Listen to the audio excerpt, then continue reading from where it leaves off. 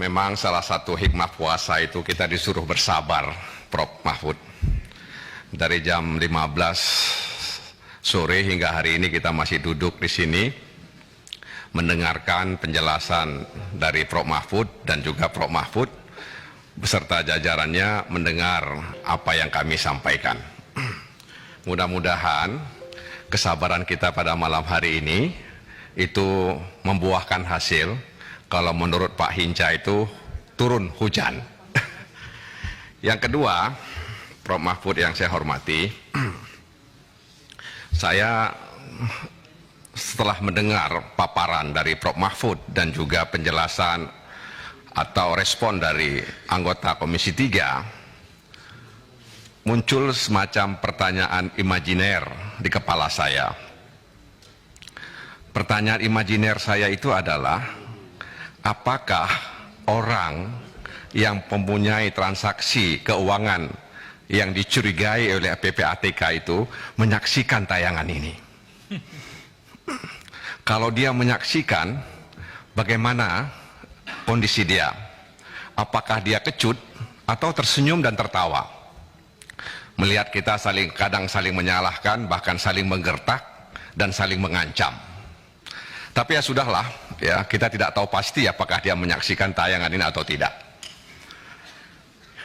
Yang ketiga, Prof. Mahfud MD yang saya hormati, ada peribahasa orang tua kita dulu,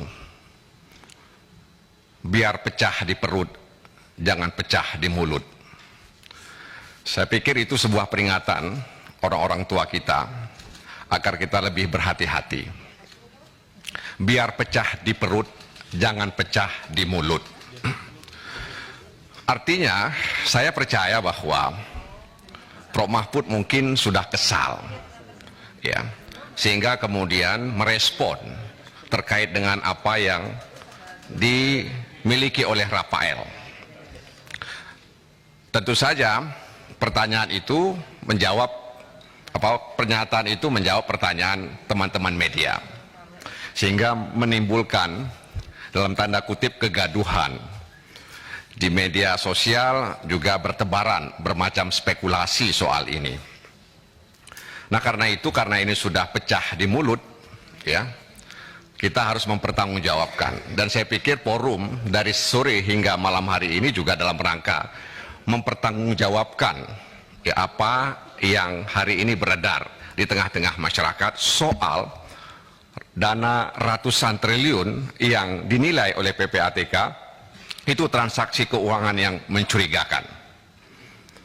Oleh karena itu, dalam kesempatan ini saya punya harapan agar kasus ini atau katakanlah isu ini bisa diselesaikan lewat proses hukum untuk mengembalikan public trust kepada pemerintah. Dan saya juga meminta kepada DPR untuk mempertimbangkan terkait dengan tadi ada keinginan untuk membentuk pansus dan lain sebagainya. Meskipun itu adalah kewenangan atau hak yang diberikan oleh undang-undang kepada lembaga DPR. Kenapa? Kalau kita lihat susunan keanggotaan komite TPPU, kalau kita lihat keanggotaan yang duduk di tim pelaksana komite TPPU, rasanya nggak mungkin isu ini kemudian senyap dan kemudian tenggelam. Nggak mungkin. Coba lihat ini, ya. Tim pelaksana komite TPPU itu, wakil ketuanya, deputi 5, anggotanya sampai kepada Kabar Eskrim, Kadensus, ya, Jampidum, Jampitsus. Ini bukan orang sembarangan dalam pandangan saya. Oleh karena itu, kalau kemudian, ya, isu ini kemudian hilang, senyap, atau seperti fata morgana, kita lihat dari jauh ada air, ketika mendekat ternyata tidak ada, maka kita kemudian meragukan keanggotaan yang duduk di tim pelaksana komite TPPU tersebut, Prof. Mahfud MD.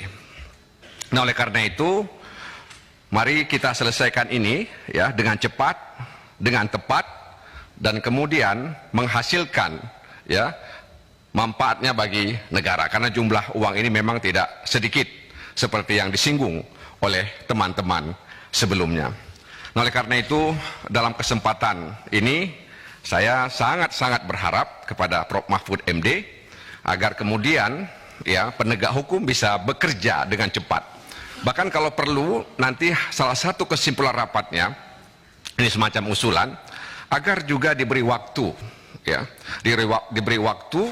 Kalau nanti waktu yang sudah diberikan ternyata belum mampu, ya, belum mampu dilakukan dengan baik, disitulah barangkali DPR perlu mempertimbangkan untuk membentuk pansus, memanggil pihak-pihak terkait untuk menanyakan kenapa ini kemudian bisa terkendala, bisa terhambat.